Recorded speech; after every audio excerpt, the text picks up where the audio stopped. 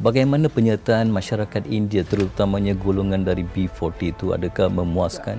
Masih belum di tahap yang saya puas hati. Mengapa Datuk Seri berasa penyertaan kaum India itu tak memuaskan? Orang tak tahu tentang peluang-peluang yang ada ini. Tetapi sebenarnya kami terbuka. Kita tidak ada kuota bangsa untuk belia daripada kalangan India mesti ambil peluang. Saya bawa isu ini Datuk Seri kerana adik Abirami yang terlibat dalam ice skating tu tak dapat sokongan daripada kementerian. Lepas tu dia perlu minta bantuan daripada orang ramai. Beliau telah memasuki pertandingan-pertandingan yang tidak diiktiraf oleh kementerian. Ianya bukan peringkat peratus pengundi yang keluar terutamanya golongan belia tu memang mengecewakan. Mereka berasa malas nak keluar beratur untuk mengundi. Bersatu sedang dalam perbincangan dengan parti-parti lain untuk menyediakan satu gabungan politik.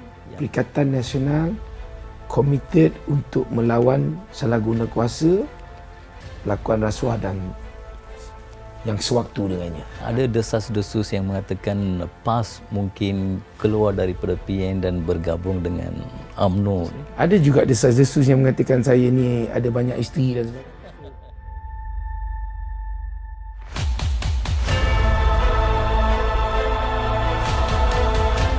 Ya, salam sejahtera Datuk Seri. Apa khabar? Ya, khabar baik. Waalaikum. Waalaikum Malaysia.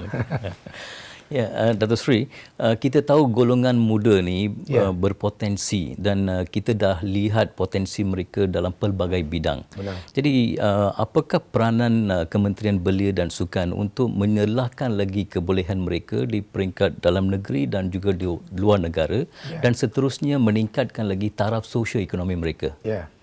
Yang pertama sekali benar, kita mempunyai hampir 48% daripada penduduk di Malaysia ini adalah daripada golongan belia. Takrifan belia itu juga telah pun kita ubah suai. Kalau sebelum ini kita berumur 40 tahun ke bawah dia ditakrifkan sebagai belia, tetapi sekarang ni kita telah turunkan ke 30 tahun daripada 15 ke 30 tahun. Itu antara perkaranya. Dan apabila kita melihat dari segi takrifan itu, kita mendapati golongan belia ini adalah golongan yang sedang keluar daripada keremajaan kepada satu transisi sebelum mereka keluar ke dunia sebenar sebagai seorang suami, bapa, pekerja dan sebagainya. Jadi ini adalah golongan keluar daripada keremajaan kepada satu tempoh mereka untuk mempersiapkan diri mereka. Jadi itu satu tempoh yang cukup penting. Jadi Kementerian Belia dan Sukan ini memberi fokus kepada mereka untuk benar seperti yang saudara katakan tadi, untuk mensiapsiagakan mereka dalam dari segi skill, dari segi persiapan diri untuk melangkah kepada alam dewasa. Banyak program yang dilakukan oleh kementerian, terutama sekali apabila macam negara kita dan seluruh dunia baru-baru ini terlibat dengan pandemik COVID-19, menyebabkan golongan belia terlalu besar kesannya, kehilangan pekerjaan, jadi mempunyai masalah dari segi sosioekonomi. Maka kita telah mewujudkan pelbagai program. Antara yang saya boleh sebutkan di sini program My Gig, yang kita dapati perniagaan perkhidmatan ini tiba-tiba meningkat begitu tinggi dan kita memberi pendedahan perkara ini kepada golongan belia. Selain daripada itu juga, apabila kita melihat golongan belia kehilangan pekerjaan dan sebagainya, kita mengambil bahagian bersama dengan Kementerian Kesihatan, yang mana kerajaan pada ketika itu sedang berkempen besar-besaran untuk memberi vaksinasi kepada orang ramai. Maka kita beri mereka peluang pekerjaan melalui program MyVac. Hampir 300,000 peluang baru dapat kita terbitkan, dan ini amat membantu golongan yang telah terkesan dahsyat akibat pandemik. Itu antara perkara yang kita lakukan, dan banyak lagi supaya kita dapat siap siagakan golongan belia untuk melangkah ke alam dewasa. Dan kita pun ada maklum bahawa di bawah Kementerian Belia dan Sukan ada program-program TVET, latihan kemahiran TVET. Betul. Apakah program-program yang diberi kepada golongan belia, Datuk Seri? Banyak sebenarnya. Yang pertamanya program-program TVET ini memberi fokus kepada golongan belia. Antara program-program yang kita adakan di pusat latihan kita, di Institut Latihan Kemahiran ILKBS, ya.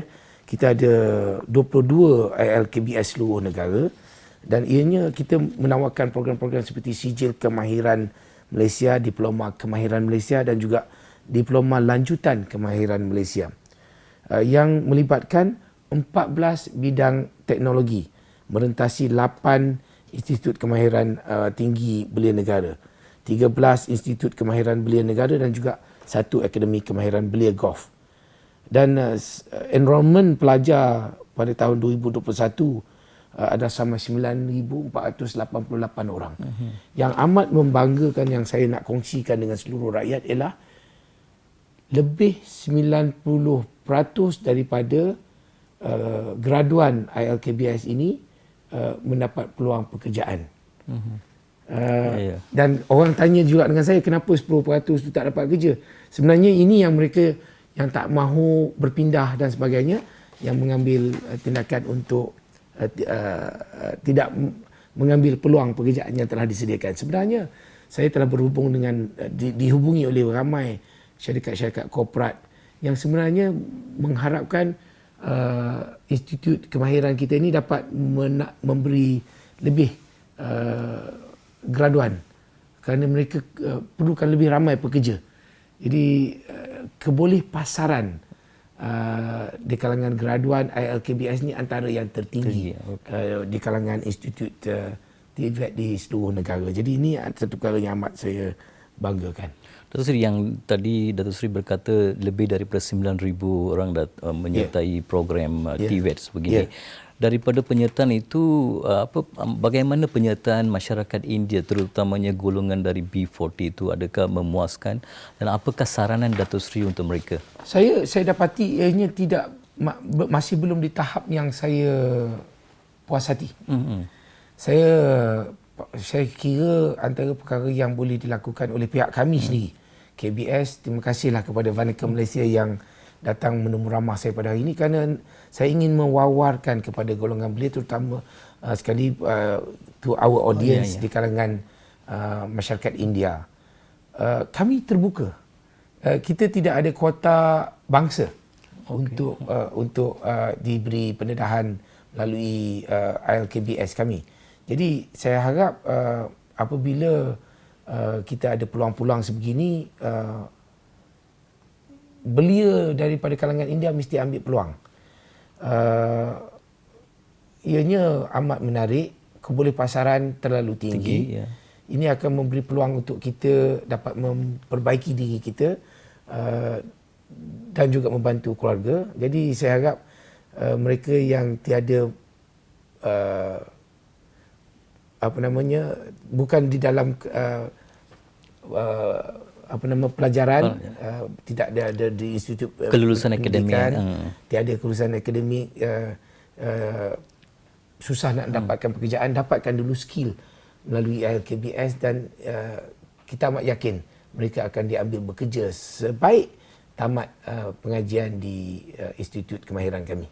Mengapa Datuk Seri berasa penyertaan kaum India itu tak memuaskan? Antara perkaranya saya fikir tentunya pihak ILKBS dan kementerian sendiri perlu reach out dengan lebih agresif. Orang tak tahu tentang peluang-peluang yang ada ini. Tetapi sebenarnya amat mudah jika dapat kita sentiasa mewar-warkan perkara ini kepada orang ramai. Proses untuk memohon bolehlah dibuat melalui talian. Sekarang ni semua melalui website dan sebagainya. Cukup mudah. Dan buat masa sekarang ni saya fikir tak ada masalah untuk kita menerima. Kerana tempat-tempat yang kita tawarkan most of the times tentunya ada 10-20% kekosongan setiap kali kita mengambil pelajar untuk sesuatu tempoh pengajian. Jadi peluang tu terbuka luas. Jadi tak ada masalah untuk kita menerima para pelajar walaupun daripada golongan kaum India. Datuk Seri, kita beralih kepada undi 18. Ya. Kita tahu julung kali dalam sejarah Malaysia di mana belia yang berumur 18 tahun ke atas diberi peluang untuk mengundi.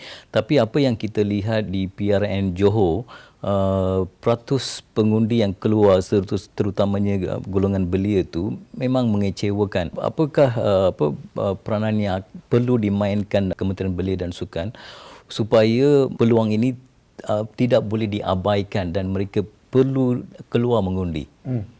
Antara perkara penting ialah ini bukan tugas Kementerian Belia dan Sukan sahaja semata-mata. Ini tugas kita semua. Setiap seorang daripada kita yang ada tanggungjawab semangat cintakan negara perlu sama-sama kita hebahkan perkara tentang tanggungjawab kita kepada negara.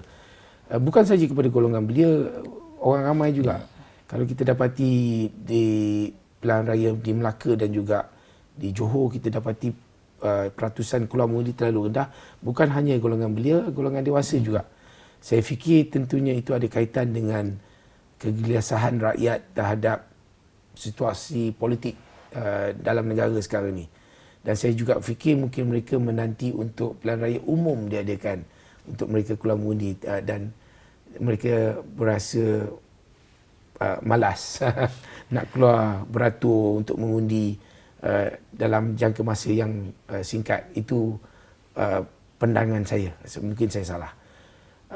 Tapi dari segi kementerian, apabila kerajaan dan parlimen telah pun meluluskan agar mereka yang berumur 18 tahun ke atas mendapat hak untuk menjadi pengundi, untuk memilih, kita ada tanggungjawab juga untuk menyedarkan rakyat tentang hidup di negara ini, untuk berkerajaan,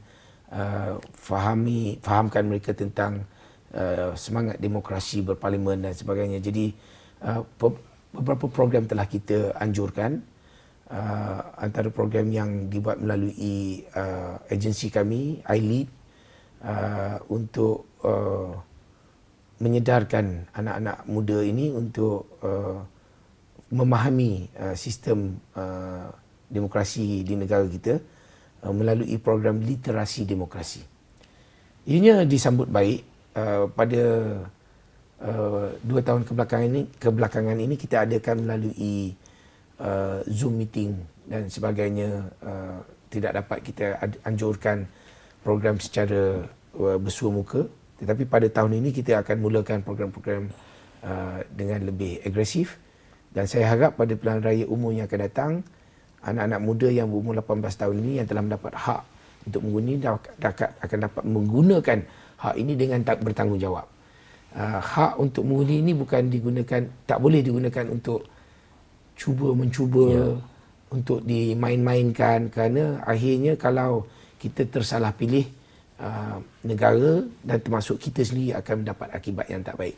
Jadi saya harap InsyaAllah ianya akan berjalan dengan baik, dan sama-samalah kita bekerjasama untuk pastikan anak-anak kita ni dapat menggunakan hak dengan penuh bertanggungjawab.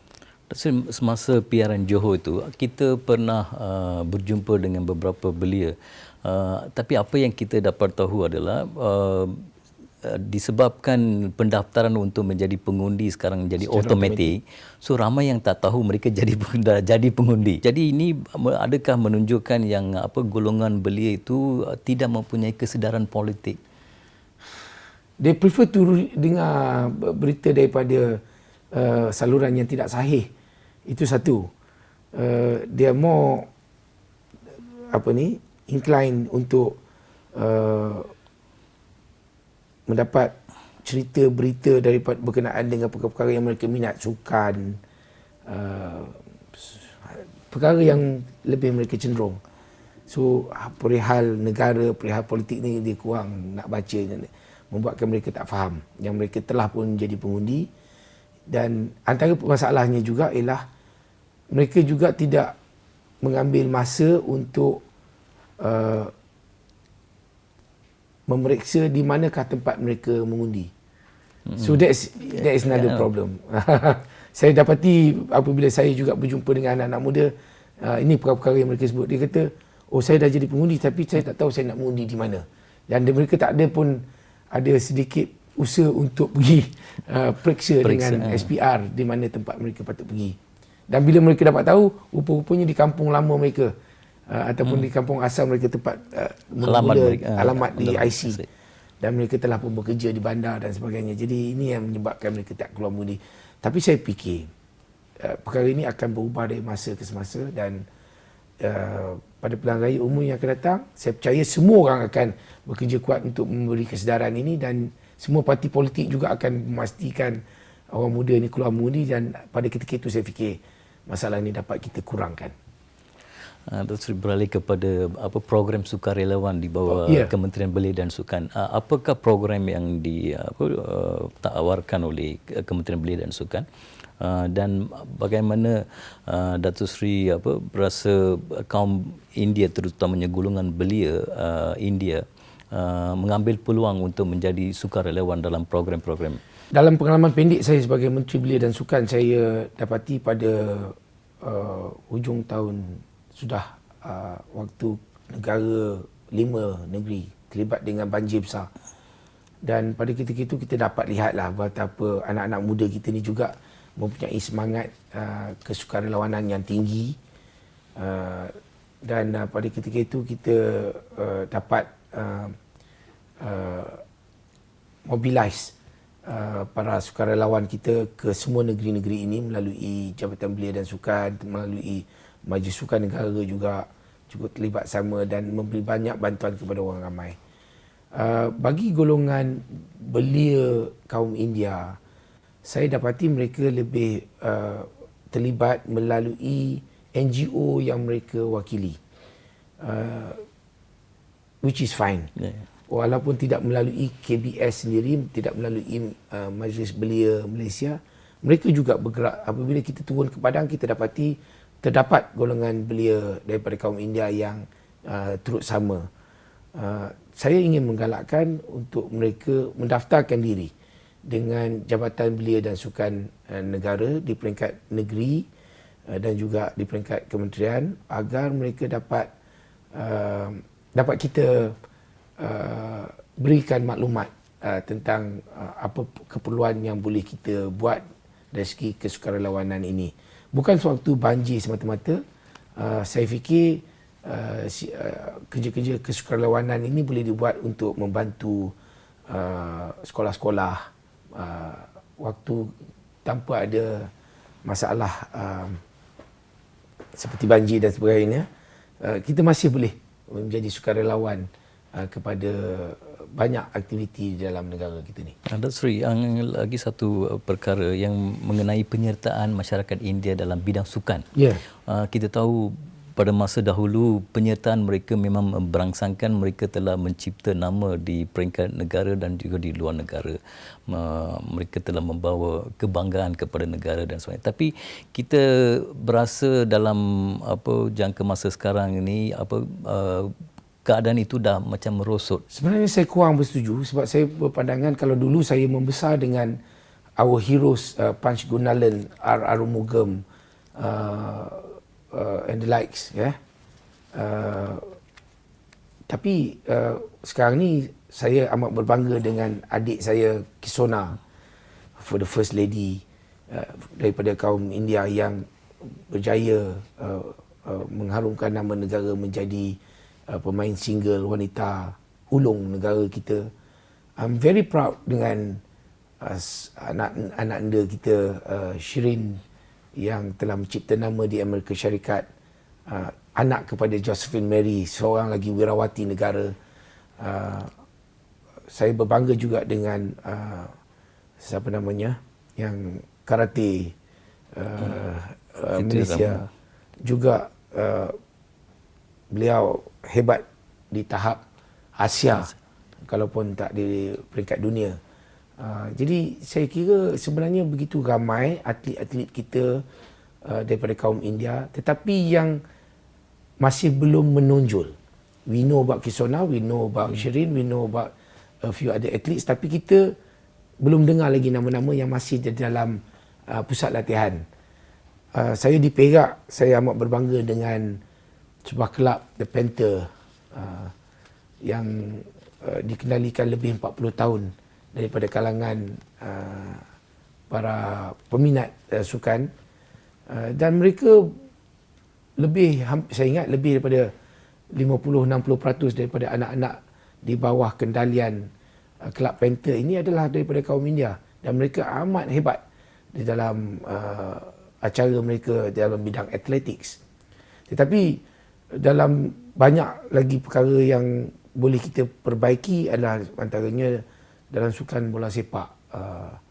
Kelab-kelab yang daripada kaum India ini dah kurang aktif.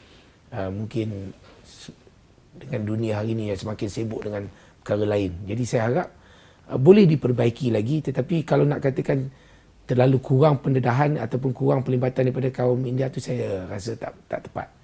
Saya ingat negara kita ni tak ada ketandusan langsung atlet-atlet hebat daripada kaum India. They have berjaya mengharumkan nama negara dengan banyak sekali. Ada juga pihak yang mengatakan penyertaan kaum India dalam sukan telah kurang ataupun penonjolan mereka itu dah kurang disebabkan tiada sokongan daripada badan-badan sukan ataupun maupun daripada kementerian. I don't think so. Honestly, saya fikir di Malaysia ni kita memberi bantuan seadil-adilnya kepada semua persatuan sukan dan juga kelab. Tetapi kalau nak dari segi penonjalan tu, sukan, one thing good about sports is that there's no racism. Saya bawa isu ini Datuk Seri kerana adik Abi Rami yang terlibat dalam ice skating tu tak dapat sokongan daripada kementerian. Lepas tu dia perlu minta bantuan daripada orang ramai. Contoh, saya nak bagi contoh, kalau ada seorang atlet lain yang juga hebat, dia pergi kepada pertandingan-pertandingan yang tidak diiktiraf. Benar dia peringkat dunia. Contoh, di Malaysia kita ada banyak sekolah international, kita boleh anjurkan pertandingan atletik dunia yang diwakili oleh negara-negara daripada Belgium, daripada Eropah, daripada seluruh dunia, tetapi daripada kalangan pelajar-pelajar sekolah international di Kuala Lumpur. Adakah itu satu pertandingan yang akan kita iktiraf? Tidak. Jadi seperti yang saudara sebutkan tadi itu, beliau telah memasuki pertandingan-pertandingan yang tidak diiktiraf oleh kementerian. Ianya bukan peringkat yang mendapat penarafan antarabangsa. Jadi untuk perkara itu kita tidak dapat memberi bantuan. Dan saya mengenali bapa beliau dan saya faham bahawa beliau cuba memajukan anak anda beliau, dan itu satu perkara yang saya amat puji. Tetapi sebagai kerajaan yang menggunakan dana wang rakyat, saya tak boleh bagi semena-mena kepada semua orang. Hanya kepada pertandingan yang mendapat penarafan antarabangsa dan diiktiraf oleh persatuan-persatuan sukan di negara kita ini. Then we will definitely give our recognition dan bantuan yang peruntukan dan yang sepatutnya. Memang kementerian ada senarai yang yes, sukan. and all our athletes know about this. Okay. So you can't just simply go to a tournament yang dianjurkan oleh persatuan apa-apa di Australia and then kita kata kerajaan kena bagilah sebab saya dah wakili negara. Tak boleh. You can organize with some friends main bowling di Sydney and then you cakap kerajaan kena tolong, saya dah pakai baju belang Harimau Melaya, jadi saya dah wakili negara, kerajaan kena bagi duit. Tak boleh. Lalu kita beralih ke soalan-soalan politik.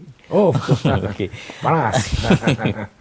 Datuk Seri sekarang menjadi ahli Parlimen Tambun dan juga ahli Dewan Undangan Negeri Cenderiang. Yes, saya. Jadi apakah plan Datuk Seri untuk PRU ke-15 akan mempertahankan kedua-dua kerusi ini?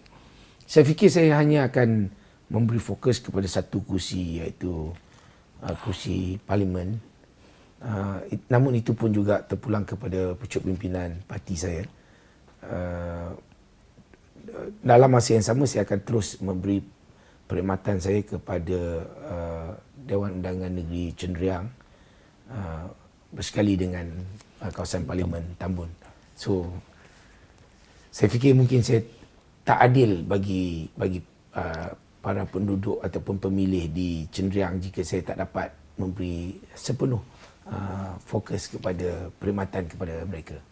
So it's not fair. Dasri, adakah PN ataupun Bersatu berasa undi masyarakat India tu memang kritikal dalam menentukan kemenangan sesuatu kandidat ataupun parti, terutamanya di kawasan-kawasan di mana pengundi India melebihi daripada 10% sesuatu kandidat? Yang pertamanya tak kira pengundi India, Cina, Melayu, orang asli, lain-lain, semua undi cukup penting. Tak ada maknanya kalau kaum India mempunyai 10% undi, 3%, 5% kalau mereka tak keluar mengundi. Ianya hanya bermakna kalau setiap kita mengambil tanggungjawab kita dengan serius. Itu yang pertama. Dan yes, kalau kita benar-benar satu hati sebagai satu kaum untuk mengubah sesuatu perkara itu, then a block of vote itu menjadi amat penting. Jadi terpulang kepada diri kita sendiri. Cumanya saya fikir rakyat di Malaysia ini belum benar-benar faham tentang perkara itu. Jadi kalau mereka benar-benar faham, they can actually make a lot of change if they know satu undi yang mereka ada itu sebenarnya cukup berkuasa. Ada kuasa untuk menentukan siapa pemenang dan menentukan siapa jadi kerajaan. Saya tujukan soalan tadi itu, Datuk Seri, sebab apa, masyarakat India ada yang berasa mereka tu masyarakat minoriti. They can't do anything. Wrong. Wrong. Very wrong. Sebenarnya masyarakat India perlu faham bahawa undi mereka sama nilainya dengan undi-undi kaum yang lebih besar jumlahnya, kaum Cina ataupun kaum Melayu. Undi mereka itu sama nilainya. So jangan sesekali berasa rendah diri, jangan berasakan yang mereka tidak mampu melakukan perubahan. Sebenarnya mereka boleh menjadi kingmaker if they want. But penting juga mereka tak boleh menggunakan hak itu dengan tidak bertanggungjawab. Okey, Datuk Seri, yang apa, dalam Perikatan Nasional kita ada PAS, Bersatu dan Gerakan. Kita tahu Gerakan walaupun parti berbilang bangsa, di Semenanjung, berbilang bangsa, tetapi kebanyakannya orang Cina. Jadi apakah strategi PN untuk menarik perhatian ataupun pengundi masyarakat India untuk mengundi Perikatan Nasional di PRU ke-15, kerana tiada parti yang khusus untuk masyarakat India dalam PN? Di dalam Parti Pribumi Bersatu Malaysia, parti yang saya wakili, kita telah pun menubuhkan satu sayap baru, sayap bersekutu, di mana kaum bukan Melayu boleh menjadi ahli kita secara direct, dan mereka diberi peluang. Sebagai contoh, di Melaka dan juga di Johor, kita telah meletakkan calon-calon daripada Parti Bersatu, daripada kalangan kaum India sendiri untuk menjadi calon kita. Malangnya mereka tidak berjaya, tetapi ini adalah satu mesej kepada kaum India bahawa kami mengiktiraf kaum India sebagai sebahagian daripada kami, untuk sama-sama kita bina tubuh kerajaan, bina negara ini secara bersama-sama. Saya fikir kalau nak cakap dari segi strategi, sebelum pilihan raya susahlah saya. Tetapi saya nak dedahkan bahawa Perikatan Nasional, rakan-rakan kami, kita adalah satu komponen yang melawan kleptokrasi, melawan kemungkaran, salah guna kuasa dan pelakuan rasuah di negara kita. Ini apa yang kita nak buat. People know this. Yang kami konsisten dalam perkara ini. Sewaktu kami di luar kerajaan, dalam kerajaan, jelas kami tidak boleh bersekutu dengan mana-mana pemimpin yang terlibat dengan tuduhan sekalipun dalam perkara salah guna kuasa dan juga rasuah. Tak ada kompromi tentang perkara itu. Jadi ini amat penting bagi kita meneruskan kelangsungan negara kita, dan saya harap atas sebab itu rakyat akan memberi peluang kepada kami untuk menubuhkan kerajaan selepas pilihan raya yang akan datang. Presiden Bersatu Tan Sri Muhyiddin Yassin telah berkata Bersatu sedang dalam perbincangan dengan parti-parti lain untuk menyediakan satu gabungan politik yang boleh menghadapi Barisan Nasional di PRU ke-15. Adakah perbincangan ini termasuk dengan parti DAP, dengan Amanah, Datuk Seri? Again, saya faham apa yang Presiden saya lakukan, tapi yang paling penting Perikatan Nasional komited untuk melawan salah guna kuasa, pelakuan rasuah dan yang sewaktu dengannya. Itu paling utama, dan untuk tujuan itu kita sanggup bekerjasama dengan mereka yang sama-sama melawan perkara berkenaan. Dan dalam masa yang sama, bila kita bercakap dengan sesiapa juga tentang perkara ini, ianya adalah demi kebaikan negara. Saya tidak mahu menolak ataupun memberi confirmation dengan siapa kita bercakap, tetapi lebih penting untuk kita faham bahawa penolakan kita terhadap perkara-perkara yang boleh menjahanamkan negara kita, itu sama-sama kita tolak. It's either you sebagai Tiaga sendiri sebagai seorang yang tidak ada affiliation dengan mana-mana parti, kita ada satu tanggungjawab untuk selamatkan negara kita daripada pemimpin-pemimpin yang boleh menghancurkan negara kita. Ini kita kena lawan bersama-sama, dan kita kena majukan negara kita bersama-sama, sama ada kita orang politik ataupun kita bukan orang politik, sama-sama kita kena majukan. So, if Presiden Bersatu bercakap dengan sesiapa juga adalah demi kepentingan negara. Tapi adakah pendekatan ini di mana sebelum setiap PRU, gabungan politik ini berubah-ubah, di mana pasangan ditukar-tukar dari satu gabungan ke gabungan lain. Jadi apakah pandangan Datuk Seri ini, adakah pendekatan ini bagus untuk negara dan rakyat? Tiaga bercakap tentang apabila kita bercakap dengan pasangan-pasangan di kalangan parti. Tapi sebenarnya, cuba kita perhatikan dengan sejak negara merdeka, kita ada sebuah parti, satu komponen parti yang cukup besar yang telah memerintah selama hampir 60 tahun. Oleh kerana komponen berkenaan amat besar daripada sejak mula mereka juga telah berubah-ubah pasangan melalui dalaman. It's the same thing yang berlaku sejak kita merdeka. Tetapi hari ini rakyat merasakan macam berlaku pertukaran pasangan melalui parti. Tetapi ianya juga berlaku melalui satu parti yang besar. It's the same thing. It's about the leaders, it's not about the party. It's about apa yang seorang pemimpin itu pegang, prinsip hidupnya, apakah perjuangan dia dan sebagainya. It's no longer about the party if you can, kalau you kaji balik dengan mendalam. Ada desas-desus yang mengatakan PAS mungkin keluar daripada PN dan bergabung dengan UMNO dengan strategi mereka sebagai mengutamakan muafakat nasional. Adakah itu benar, Datuk Seri? Ada juga desas-desus yang mengatakan saya ni ada banyak isteri dan sebagainya. So, desas-desus ni jangan layanlah. Okay. Jangan layanlah. Dan akhirnya, perbincangan politik tentang perkara-perkara yang kita tak boleh kawal ni, let's not talk about it. It is tidak boleh memajukan kita. I think we should focus on perkara-perkara penting dalam hidup. Bagaimana kita nak majukan diri kita, macam mana nak majukan keluarga kita, macam mana nak majukan negeri dan negara kita. Itu perlu kita lakukan secara bersama. Saya harap rakyat Malaysia kurang berpolitik dan beri fokus kepada usaha-usaha yang boleh memajukan diri kita. Dekatkan diri kita dengan Tuhan. Perbaiki diri kita. Kalau kita malas, jadikanlah rajin. Kalau badan kurang sihat, sihatkan badan kita. Kekal hidup aktif. Jaga pemakanan. Ini perkara yang jauh lebih penting elok dibincangkan di meja makan daripada perbincangan politik yang sebenarnya memecah belahkan keluarga kita, memecah belahkan masyarakat kita.